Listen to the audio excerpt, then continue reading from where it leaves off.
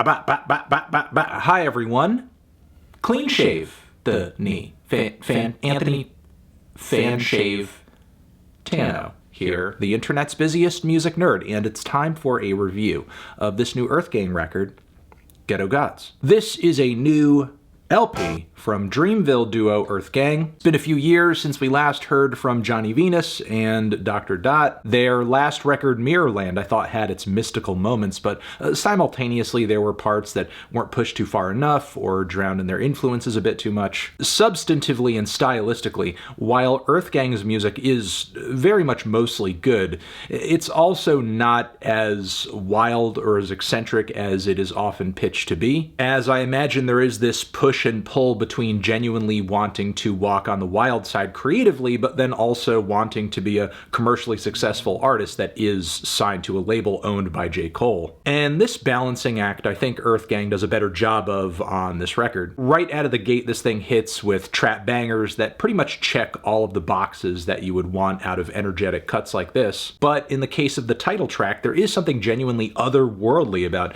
Venus and Dot's elastic expressive flows and the really huge, airy horns that are laced into the beat. Not to mention all of the lyrical allusions to heaven, as well as living the dream of being successful musicians. Then there's also Billy that has a chorus and beat that is so silly, Venus and Dot are cracking laughs while performing it. That bew, bew, bew synth line on the instrumental is ridiculous, very simple, but it pops. The whole thing once again lights up Venus and Dot's really expressive flows. There is a kind of sudden, surprising transition into a future feature on the back end, but it really kind of kills the momentum because the mood of that feature is so different and low-key, feels slightly phoned in as well. While it is good a big name like Future appears on this LP, I don't think he contributes as much to the track as he could have. I appreciate this change as trying to insert some dynamics and versatility into the LP. There's just better examples of that deeper into the track list, like the cerebral and soulful WATERBOYZ, where Venus and Dot show that their vocal ranges allow not just for punctuated flows, but standout melody lines too. The touches of strings are great, the verse from Jid is solid and locks in with some of the lyrical themes and wordplay and melodic bits of the song too. Then there's J. Cole, who just kind of arrives with a few seconds left on the clock and brags his way through a verse like he's a CEO just entering the marketing room of his company and is like, I'm just gonna spit on this. The song Amen has this very smooth rap and neo-soul fusion that works off of a lift from Music Soul Child's Just Friends. Dot and Venus's thirst for love and devotion on this track rings through pretty hard. Plus, there's a chorus on this thing that sounds like it would have ruled the radio in the 2000s. Then we have a mood shift with the song All Eyes on Me, which is a sort of low-key, inspirational bop that makes a moody celebration out of surviving the past year or so. But there were some particularly harsh perks and aggressive mastering on this track for some reason that doesn't really leave a whole lot of room to breathe, especially since, again, it's not a super loud cut. And yeah, it just kind of prevents the whole thing from feeling as chill as it should. Still, Dot and Venus come through with solid flows and wordplay. If your diamonds don't dance, what's the chain of command?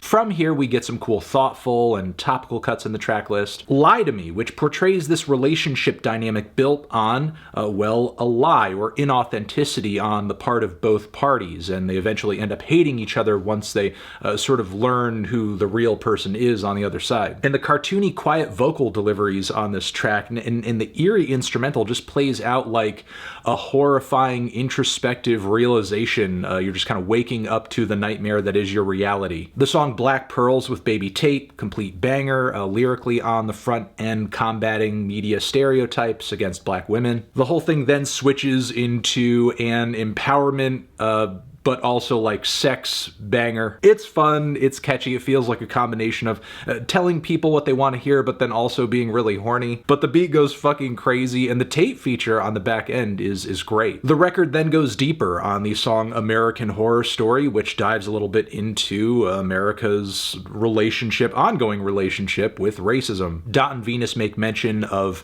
perpetual poverty, generational trauma, while the whole thing isn't assembled like this logically flowing, ultra-righteous podium speech, the trauma that's being processed here is pretty clear. But all around, it's not a super dark track. There is a note of hope and aspiration to it, this will to kind of transcend all of this pain. From here, the final leg of the record brings some surprises. There's the song Power. There's a cee-lo green feature on the cut, which just makes sense given how much, being from Atlanta, the Atlanta scene generally, and also classic weirdos like Goody Mob have played such a heavy role in influencing EarthGang's sound. The guest verse is good for the most part, plays into the general theme of the track, feels almost like a, funny and little left field throwback to some of cee-lo's early solo stuff in the 2000s. There are some pockets that feel a bit too much like a heavy-handed motivational speech, and the track generally addresses the theme of power societally, power as a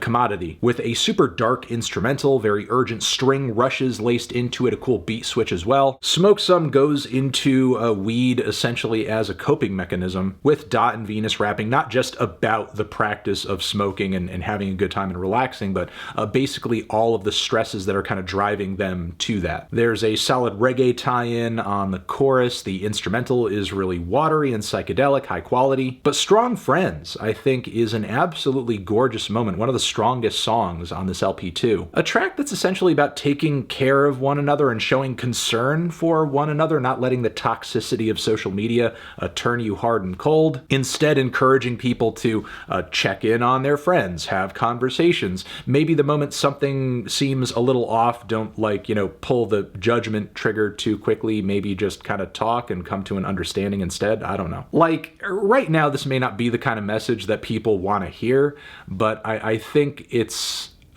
a feeling that people need. Overall, I'll say I don't think this thing is a perfect LP, but it's a pretty clear advancement past Mirrorland in my opinion. From the rapping to the production choices to the songwriting, I think this record kind of bests Mirrorland on most fronts. And while it doesn't really go all out, I will say a lot of this LP deals in survival, and surviving is kind of the mark of success on this record. And not just surviving the systematic oppression that is typically engaged with on records like this. This LP is also about surviving mentally and emotionally. And it's that emotional intelligence that Dot and Venus bring to a lot of tracks on this thing that I think make it a special record. Like those bars on All Eyes on Me about giving someone a hug, and in order to do that, needing to push past emotional barriers that maybe they're historically or culturally that may urge you to not express emotion. Those lines in that moment is one of the hardest parts on this entire LP,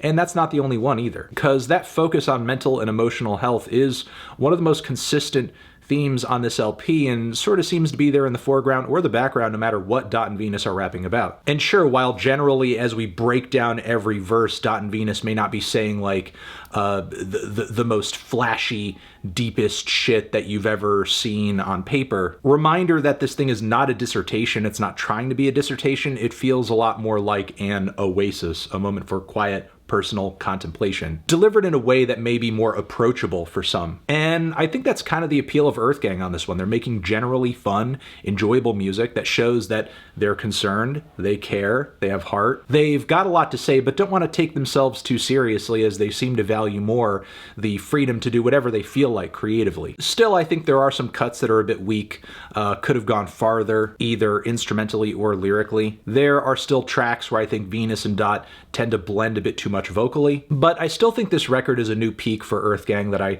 hope to see them best into the future at some point. I'm feeling a decent 2 strong 7 on this one. Transition, have you given this record a listen? Did you love it? Did you hate it? What would you rate it? You're the best, you're the best. What should I review next?